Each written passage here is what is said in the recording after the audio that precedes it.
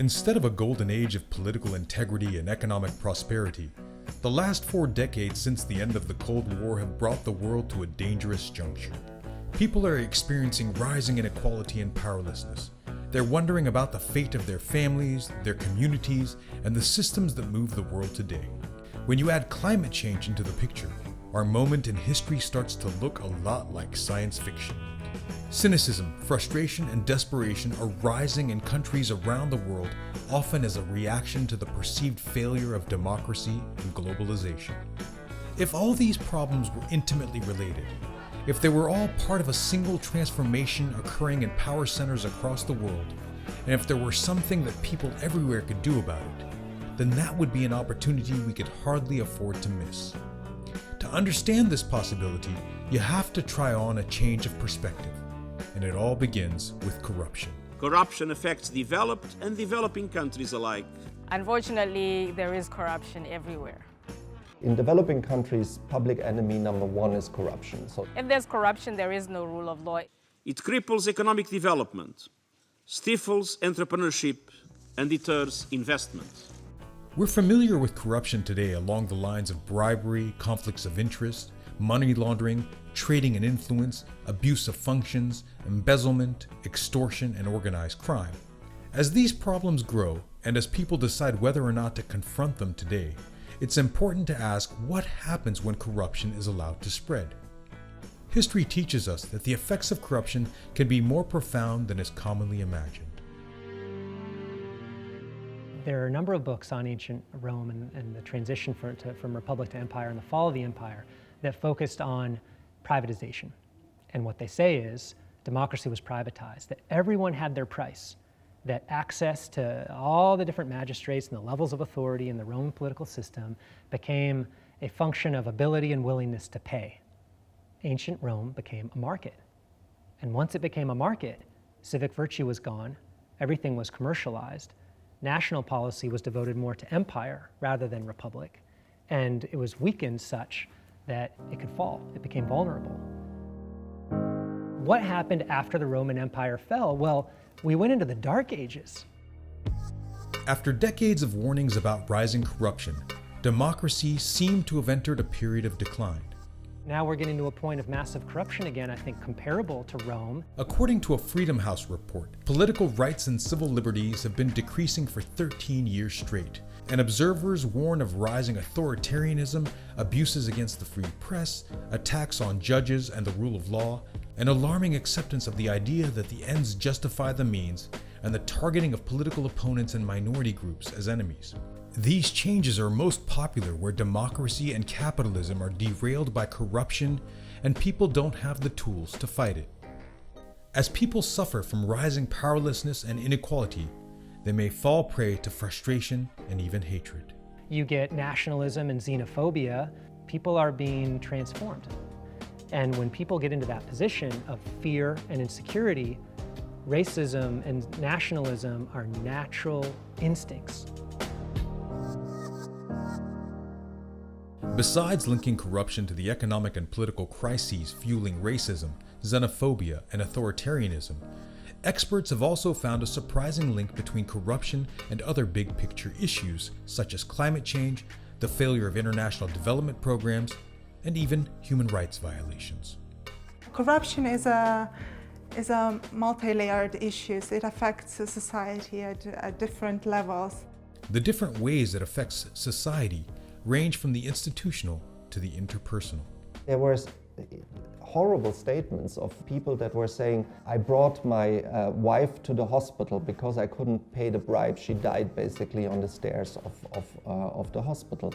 So there is definitely an element which requires all of us to take action simply as concerned citizens. But obviously we need to change systems.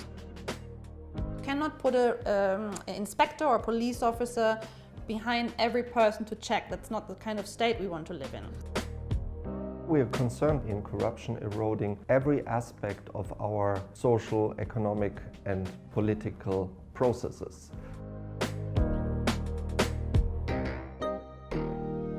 You see in the Arab Springs, what motivated the revolutions and these transitions that we're seeing now was the public frustration with corrupt regimes, and that was very explicit. So I see definitely corruption as a root cause of a lot of modern day conflict, including genocide and crimes against humanity. What is very interesting about all societies that go through these kinds of atrocities is that corruption plays a role as a root cause.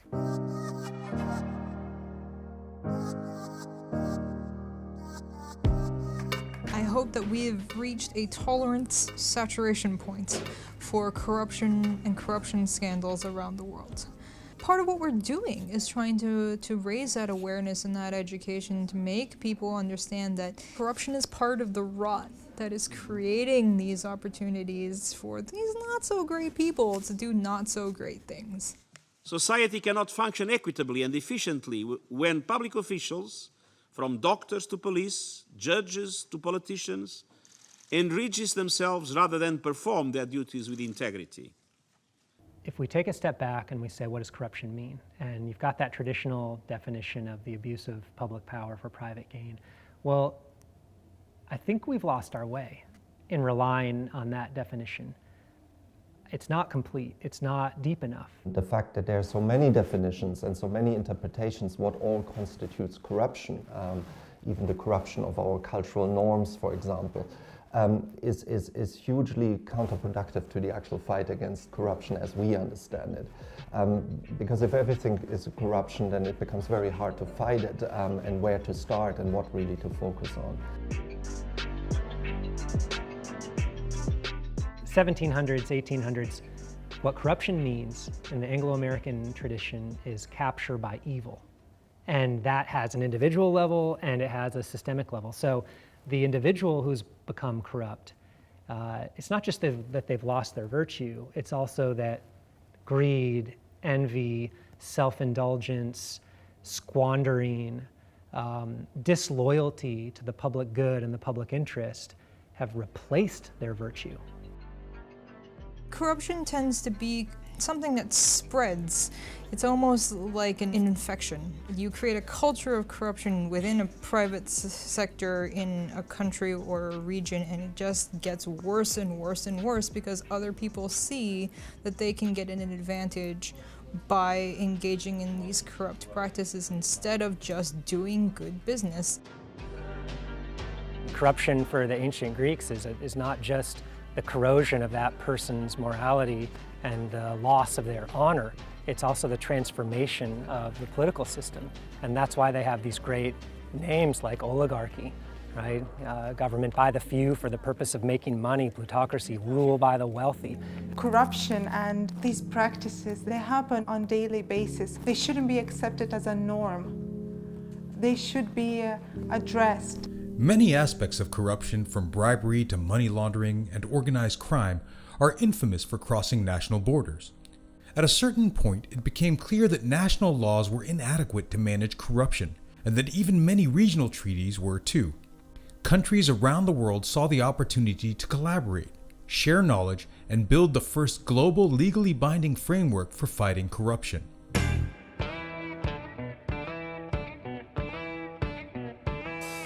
And it's at this juncture where the UN begins to play its coordinating role. The role of the United Nations is crucial.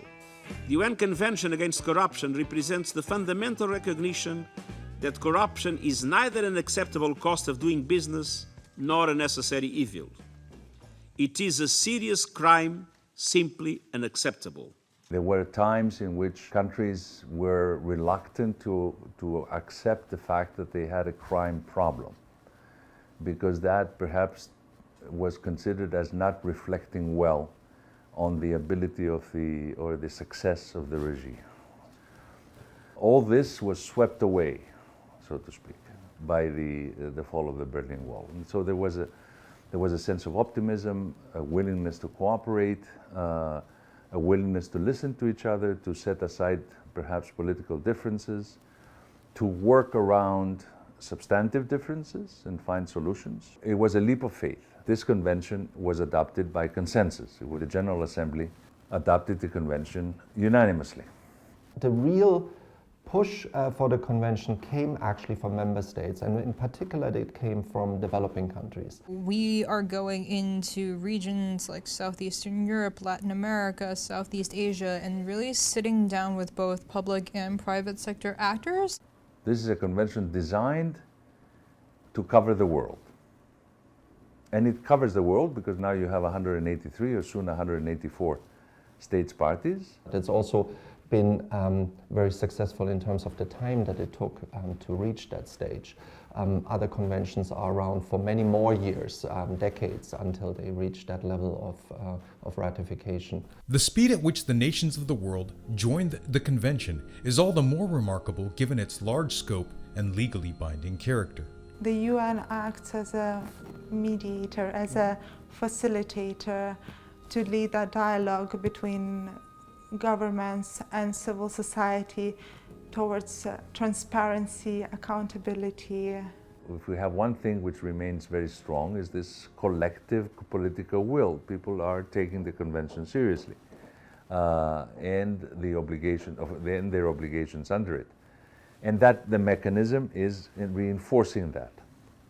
It's all to lead towards building societies free from corruption and their citizens that maintain zero tolerance for corruption. This convention covers a much broader range of offenses or crimes. Bribery of domestic public officials, bribery of foreign public officials, it also includes it, embezzlement of public funds, obstruction of justice, money laundering, and then if you add to that also this, let's say the not so mandatory provisions, you also have for the first time offenses about crimes or conduct which takes place entirely in the private sector, where the public sector has no involvement. In order to comply with the convention, states parties draft new laws on corruption, strengthen existing laws, improve their monitoring and enforcement efforts, and sometimes even design new institutions such as anti-corruption bodies.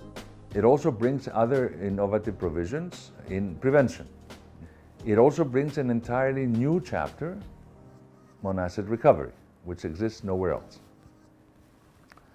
Very, very innovative and very forward-looking.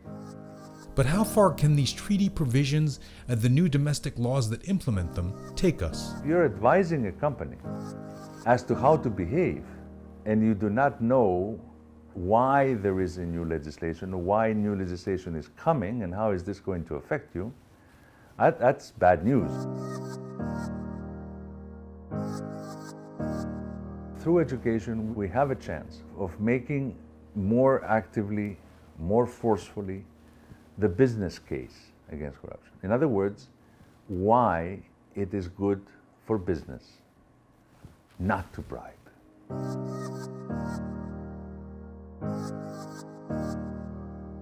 You've mentioned how the United Nations, the Office on Drugs and Crime, of course, works on laws, it works on institutions, it works on technical assistance, it does a lot of things that in conjunction with states parties looks a little bit top-down. You get this new framework, this new legal architecture and so on that reorients how things work. But I've heard from you that that's not enough and that it's also important to do some bottom-up type initiatives. So the moment was 2015 in Doha that this declaration was adopted. And a couple of years later, with the funding coming through, we were able to establish a program. And under this program, we have this one initiative called Education for Justice. The acronym is E4J. And under E4J, we have primary level education, secondary level education, and tertiary level education components.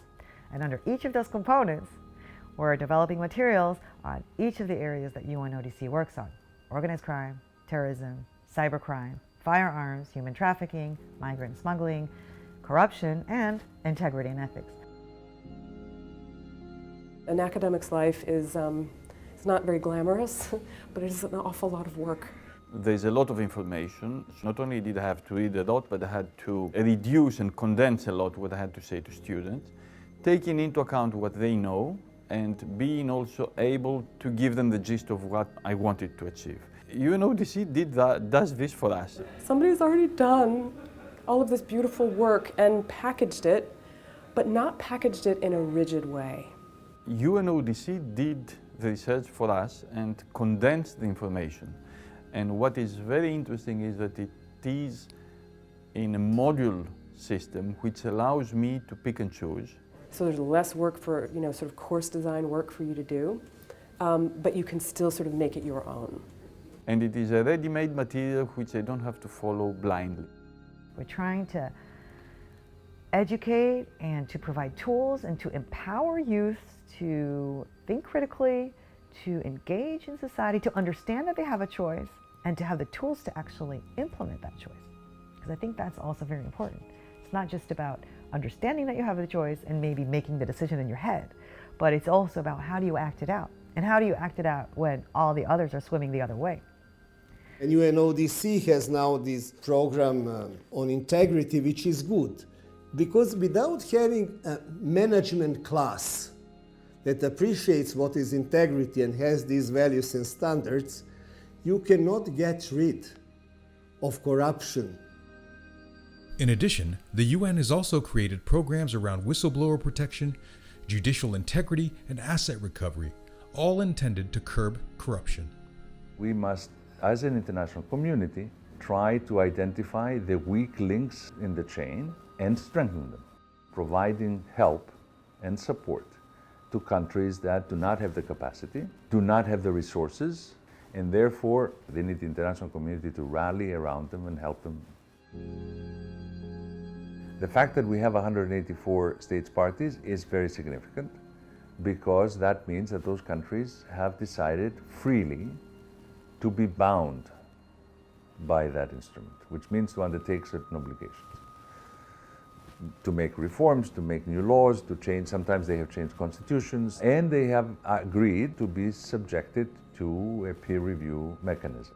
There was one issue which was very contentious until the end, and that was whether the mechanism was going to have country visits. The UN Convention Against Corruption contains a review mechanism to help states parties implement the treaty. The motive for this process is the states parties themselves. With support from UNODC, they review each other's progress, engage in dialogue about challenges and best practices, reviewing each other's laws, and filing detailed reports complete with recommendations for future steps to take. In the end, country visits are left to the discretion of the country under review. When that solution was reached, there were a number of countries that came to me and said, yeah, okay, we can live with that because we will never do a country visit. And I said to them, I will hazard a prediction. I said to them, all of you will actually ask for a country visit, and you will come back and ask me yourselves to have a country visit, and if you do that, then I will come and lead the country visit myself. We had a 100% fulfillment of that prediction. Country visits are an optional part of this review process, but in the first 4 years, 140 country visits took place. In a number of cases, that review process triggered very significant domestic reforms, also in the area of anti-corruption. The fight against corruption led by the UN has taken on many forms, and while full of successes to date, still has a long road ahead. Professionalizing the fight against corruption, that is, I think, the next big hurdle that we have to take. There's a lot of work that still needs to be done, and hopefully, if you're in this line of work, that motivates you to do more about it. And we need civil society, a free press, and young people to continue doing their valuable work in bringing to light corrupt practices and holding individuals, businesses, and governments to account.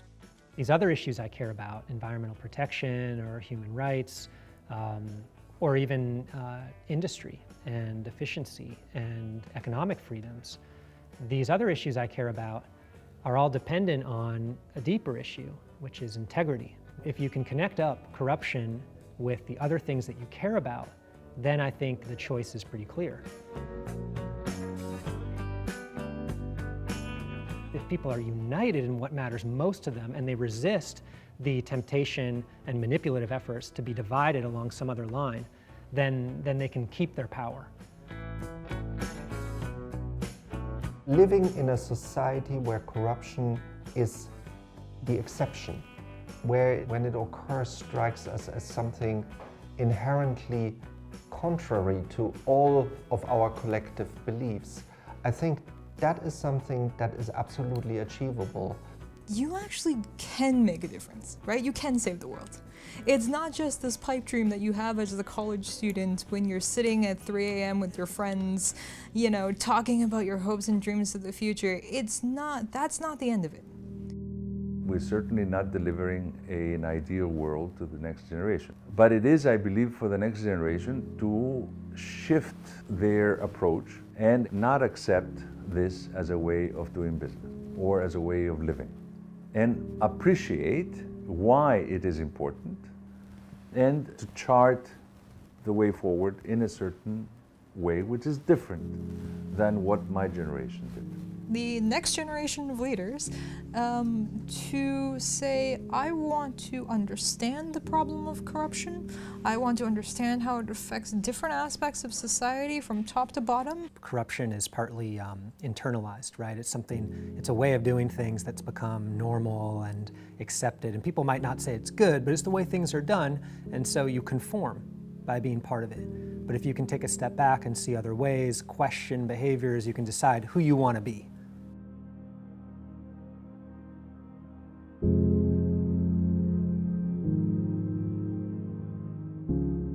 If you are out there as a member of society, the best thing you can do is to be the person who does the right thing.